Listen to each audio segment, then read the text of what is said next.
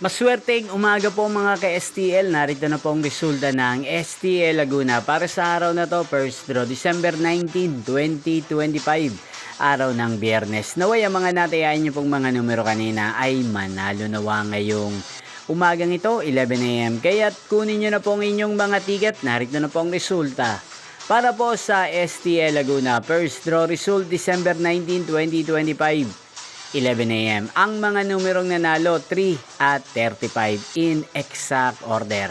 Sa lahat po ng dumaya kanina sa STL Laguna para sa first draw ng 3 at 35, congrats po sa inyo.